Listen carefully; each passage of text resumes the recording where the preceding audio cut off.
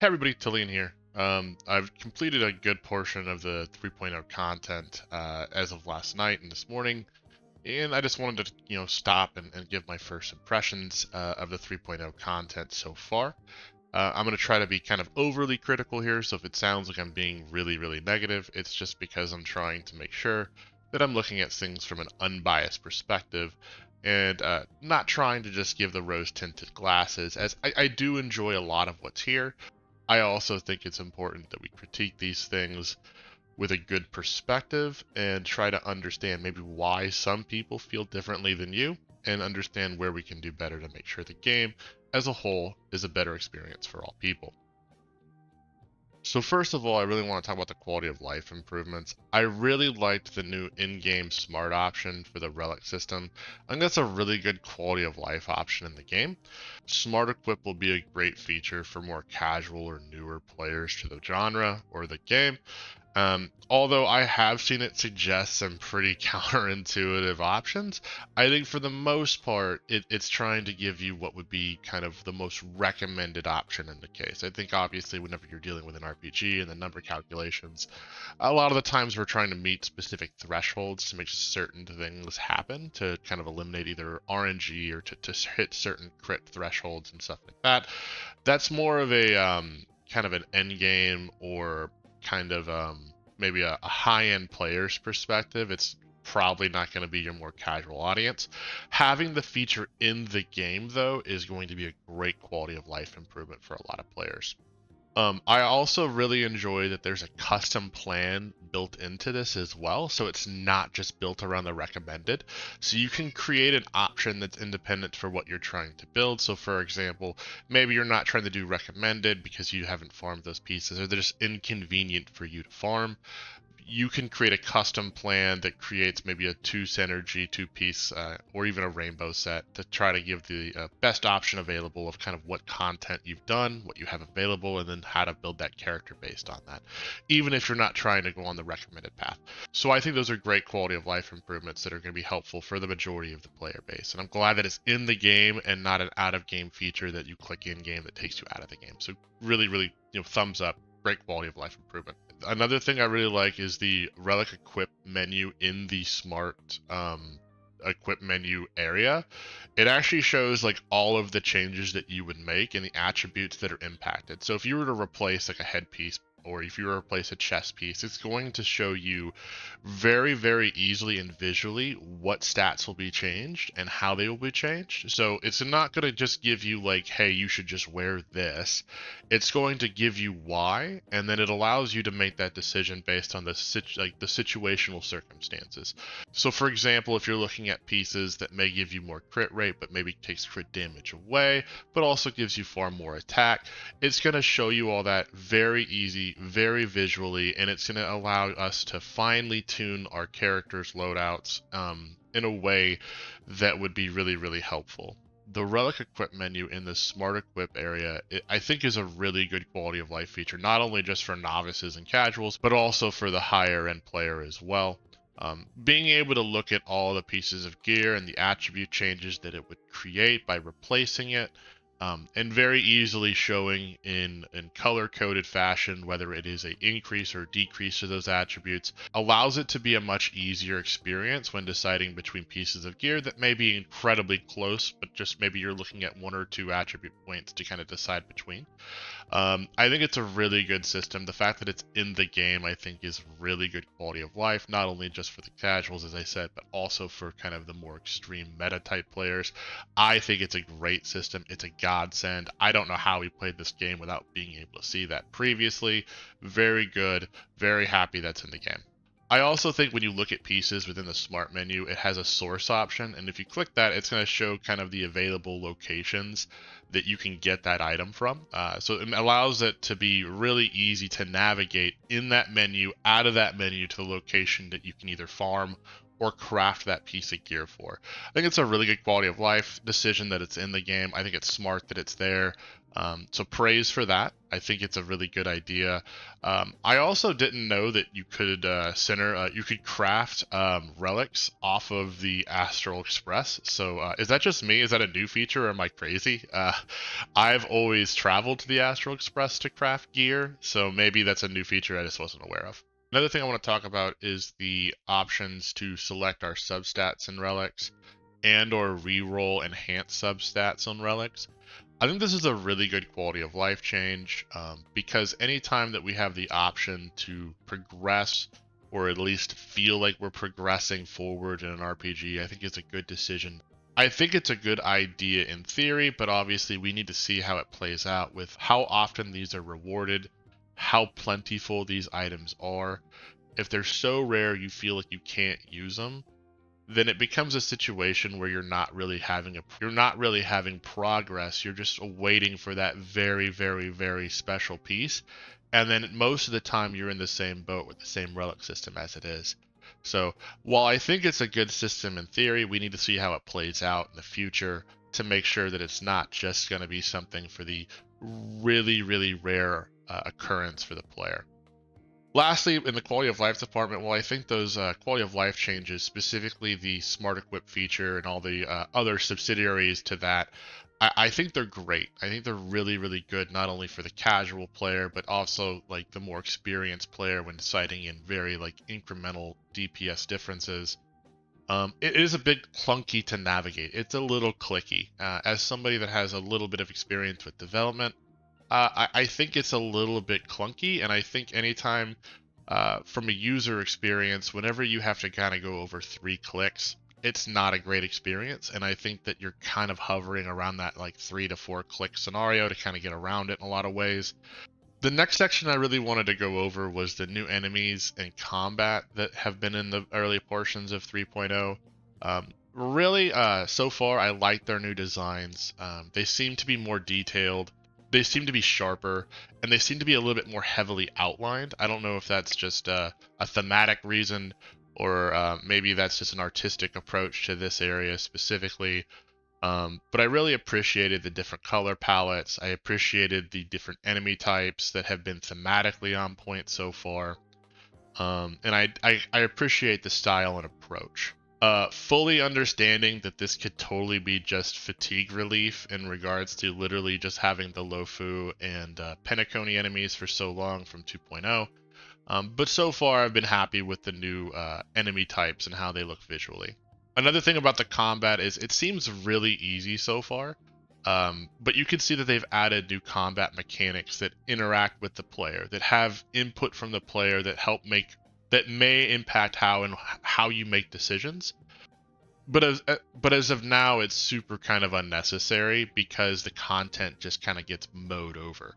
From my perspective, I am a player that has teams that can finish end game content, so maybe the balancing just isn't specifically designed for me in particular, but I found it to be incredibly easy. I found all of the enemies to feel like fodder, and they pretty much died as soon as we started the battle. Within 1 or 2 cycles, I was clearing most waves, and I think the one boss type enemy that was in the game, we easily cleared in 2 to 3 cycles as well.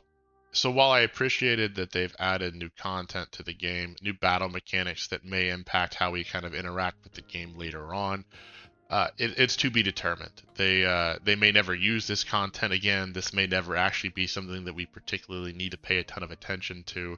I appreciate what they've done, but I would like to see it in an arena that actually can be more highlighted due to the difficulty of the content forcing us to interact with those mechanics more than just the early game, kind of cannon fodder. We need to see more combat early on in this story. I'm hoping that we get a little bit more moving forward. There's a lot of world building and scene setting in the beginning of 3.0, which I enjoy personally. I'm a big scene setting and world building enjoyer, but I understand that that's not for everybody. Not everyone wants to sit there and listen to how their world was created or the legends of the heroes of their past for 4 to 5 minutes. I'm one of those weird people that does like that content. But even I could see that there was definitely kind of a lack of combat. It was very, very much associated to two environments, and after that, there was just an incredibly long section. There was an incredibly long section that was more about, hey, welcome to this world. This is what this world is. These are the players. This is what's happening. Here's the context. Here's the summary of the context. Here's what's going to be kind of happening. Here's our call to the hero's journey. Very, very in line with fantasy kind of stories. It's very much done in a way that's takes the battle mechanics out of the game a lot of the time, and I think for a lot of players, it's probably going to feel kind of rough. The next section I wanted to talk about was visuals. I really liked the first environment a lot. The crumbling, eroding temple, all pitched in black, I thought was a cool environment. I really enjoyed the effect of Trippy blending old and new into the world at the same time, especially in real time. There was a pretty neat little cutscene that happens when she activates that power. However, you actually follow her in game, and it's pretty neat to see the graphical differences as you're moving through the environment, and you get to see kind of the old and new moving and rendered in real time. I thought that was a nice touch. As far as the main city goes, it's kind of a mixed bag. There's some areas that look amazing, and then there's some areas that just look okay. It's really big and gives some quality of life improvements to kind of help navigate it with some speed boosts. But it has a lot of different areas to explore, and a lot of them really don't do anything beyond trying to make the player feel like the environment is bigger than it really is. I have a hard time not thinking that they did a lot of this to try to like overcome the perspective that they're not an open world game. They're a corridor game, and that's perfectly fine. There's plenty of corridor games that are amazing. I love the Persona series. It's a corridor game. Not every game needs to be an open world game. One of the reasons why I love Honkai Star Rail is it's not an open world game. I'm tired of open world games. I have open world game fatigue. So I don't think that they need to just continually expand areas to try to make them feel maybe more like larger than they are. That being said, I think they do a good job with the backdrops. I think the backdrops are really nice and good looking. I think that they're cool that the backdrops in these areas also show off areas that you've either been or going to. I think that's a really cool thing because it gives the perspective that you're in a bigger world. It gives the perspective that, like, hey, I was over there. So while you can't physically travel over there like you would in maybe like Genshin Impact or Wuthering Waves, you can see it and it gives the impression of travel, which I think is a good touch. Aglaya is absolutely gorgeous. None of the drip marketing or the showcase videos really showcased how pretty of a character she is, but she's a great looking character. The voice acting is really, really good for her. She steals every scene that she's in. Very good character so far. Really enjoy her design. Holy boob window. Holy cleavage window. Uh, Boobs for days. Very good character. A lot.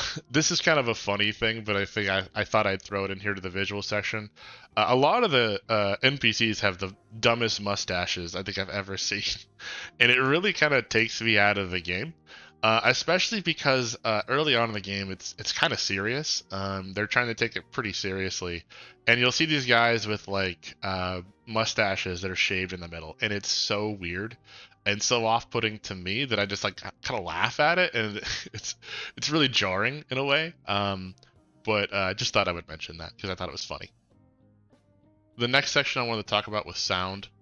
Um, the lack of voice actors is a problem.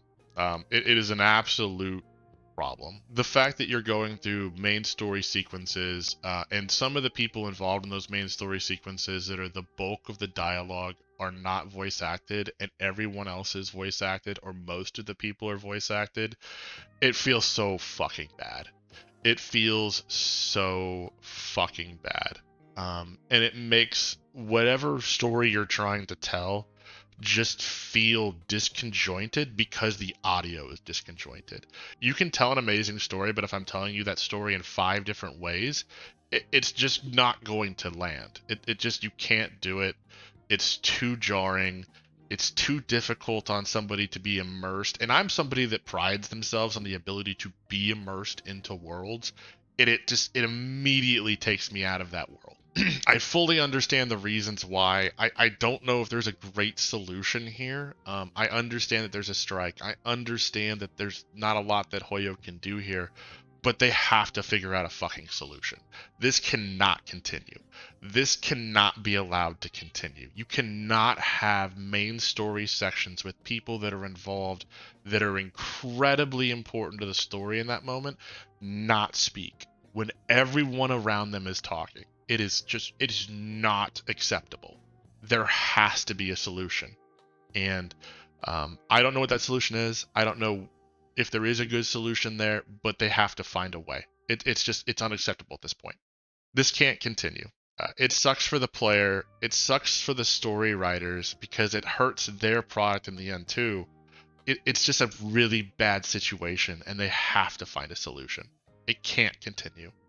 Another thing is I thought the EQ mix was really off. I heard this from a couple of other people, and I immediately saw it too.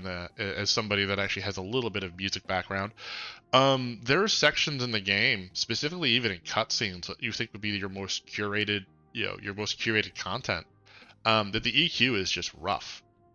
It is not balanced well. There's sound effects that are overlapping with speech and dialogue and music, and it's not balanced well at all. There's some voice acting sections that you can barely hear, and it's so layered on top of each other with no great balancing techniques that it's difficult to hear anything, and it becomes really muddy. And if you don't have closed captioning on, it's likely you'll miss what's being said. So I think there's a little bit of EQ issues that can be kind of resolved. That's luckily something you can kind of do post-release. As someone that's already experienced that content, I really can't go back and play it. So that experience is my experience until I play it again. But I think it's something they should fix because there is some EQ issues that need to be resolved. Another thing I wanted to talk about is the city music. I've heard a couple people complain about this. Yeah, I could take it or leave it, honestly. It's not really memorable. It's probably a little bit too repetitive for most people. It's kind of lacking a really good hook. It doesn't really have a great chorus melody to it that kind of brings it out of the background. So it just kind of sits in the mix, and it ends up blending with the background, almost like the backdrops. And while those are nice and good and all, they're not really the focus. They just kind of end up blending into the background, unfortunately. That being said, they're very on theme. They're very Greek, very Roman inspired, so I thought they worked well there. Lastly, in sound, I wanted to talk about is the cutscene music. There's especially one in particular in the early part of the game. It was awesome. It was pretty damn hype. Want more of that. Want more of that. Need more hype music. Very impressed with that cutscene. All right, now I wanted to get into the story. First impressions here. This is probably gonna be the longest part of the video. Just to take into account, this is a first impressions video. I haven't completed all of 3.0. So your mileage is obviously going to vary depending on where you are in the story, if you've completed the story, and also your own expectations. To give you an idea of where I am in the story without giving you any spoilers, I have effectively unlocked the Clocky Tower, which is effectively going to be kind of working in the same way that we did in Penacony. So that's just effectively where I am in the story content right now. So first things first, I want to talk about some things that I thought they did kind of well. I think they did a good job with adding more cutscenes, specifically like sequentially. I think that kind of was a big issue that some people kind of maybe had after Penacony, was that there wasn't as many cutscenes as they kind of wanted or would have appreciated. That they didn't do a lot of showing and they did a whole bunch of telling. And I think they did a really good job so far of spacing out those cutscenes in a way that is useful, that works, but is also in great moments when cinematic flair is kind of necessary. I do think that that does help mitigate some of those complaints that some people had previously. I don't think it helps eliminate all of them. In particular, I feel like they're a little short. Not that they're too short, but effectively kind of when they get going and they're getting into the meat and potatoes of it and they're hooking you in, but then they'll kind of just end. And it's kind of this edging almost where it's like, You almost got me. So, while I do appreciate that they've had a number of cinematics early on in the game, they seem to be paced out well. I would like to see them just a hair longer. I don't think they need to be incredibly long. I don't need to play like Xenosaga where I have like 25-minute cutscenes. But I think that they are just a little on the short side, and would like to see maybe just 35, 45 seconds more. And I think it would be a really good experience. Another part of the story I want to talk about is the dialogue, delivery, and pacing. That was a huge, I think, complaint that a lot of people had after Penacony, that the game was overly bloated and heavy in dialogue and unnecessary dialogue at that. I think your mileage is going to vary here, heavily depending on your ability to kind of deal with that or not deal with that. I think I think there are moments where they do a much better job than they've previously done with line delivery and the pacing and the framing of the characters to give it a more cinematic experience. I think a good example of the progress that they've made in some of these areas is when you first travel to the Vortex of Genesis. There's a scene that plays out, a dialogue scene, and it's not a cutscene. And I think they do a really good job with the framing and building tension with camera movement that allows that scene to be pretty engaging to the player. It isn't a lot more character movement or articulation, it's more just done in a much more cinematic way. But then there's times where it's just really, really bad and is still kind of falling back into the same old issues that a lot of people complained about with Penacony. A direct example of this would be almost exactly after the scene I just described. You're having a conversation with one of the main characters in the story, and he's explaining some things to you. It's the old standing in a circle, hands on the hips, moving your hands, non-cinematic, non-engaging movements that we've seen, and a lot of people have complained about. Now, it reminds me kind of playing Kingdom Hearts 3 in some ways, that they're just doing extensive dialogue exposition, and some of it may be good. I mean, I really enjoy world building, like I said. Um, I can see it from the perspective of somebody who maybe isn't into world building or lore as much as me, and that scene's going to be brutal. And especially because of the previous scene is going to be so much better, it's going to make it look so bad. And unfortunately, it's still a problem in some places, and just trying to call them out. Another thing I want to talk about in story is trust your player. Trust your player to understand what you're trying to do. There's a fountain scene that you may have seen a little bit mocked or memed online already in the bathhouse kind of early once you get to the main city.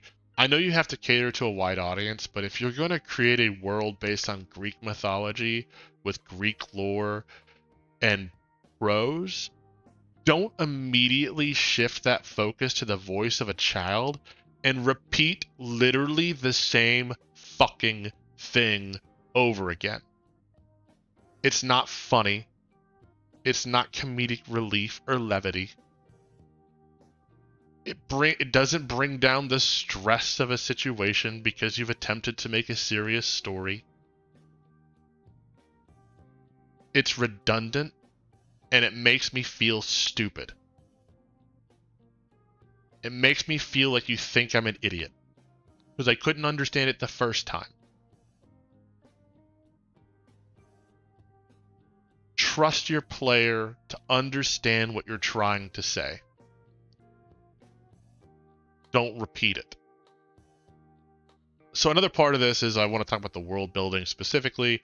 I like the world building so far. I really enjoy engrossing myself in new worlds. Personally, it's one of the reasons I'm drawn to RPGs and JRPGs in general, because they create such a unique and interesting and quirky world, and I really just love to immerse myself in them.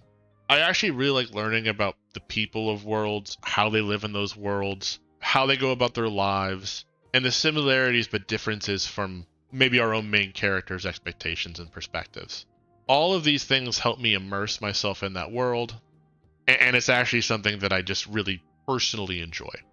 So with that being said, I'm probably more willing to look past what some people would call a yap fest.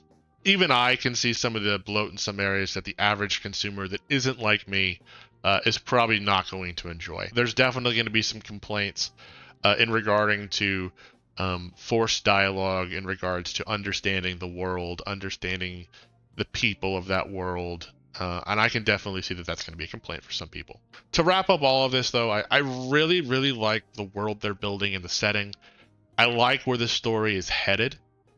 The cast of characters seems really interesting so far. Aglaia seems like a really cool multi-dimensional character that they hope they continue to flesh out, and I hope they don't make her really one-dimensional or she just disappears from the story, which is probably likely to happen. But I think they can do better. And we should expect a better presentation from a launch release of a XO title, especially when it's supposed to be your best foot forward. I'm going to wrap it up here. I'm going to go a little bit off script because there's something I just kind of wanted to talk about at the end of this that's not necessarily a first impressions perspective. But after I finished kind of playing my first segment of this where I thought I could give a good first impression, I jumped over to Gotcha Smack's stream and sat in the chat for a little bit, talked a few times. But realistically, I was just there to listen. And man, he just had a wildly different experience than I did. Um, and it made me feel like I was crazy. Well, I definitely saw that there was cracks in the facade, and I could definitely tell there were some things that I could be critical on, and I tried to be. Hopefully, my first impressions showed that. The negativity from him and his chat was crazy, and honestly, it makes me feel like there's just a lot of negativity in the Honkai Star Rail space right now. There was a ton of references that were just poking fun at other creators and talking about how the game is dying and almost rejoicing in the negativity. And that's not to say anything bad about Gotcha Smack. I love him. He's the reason why I'm making videos today.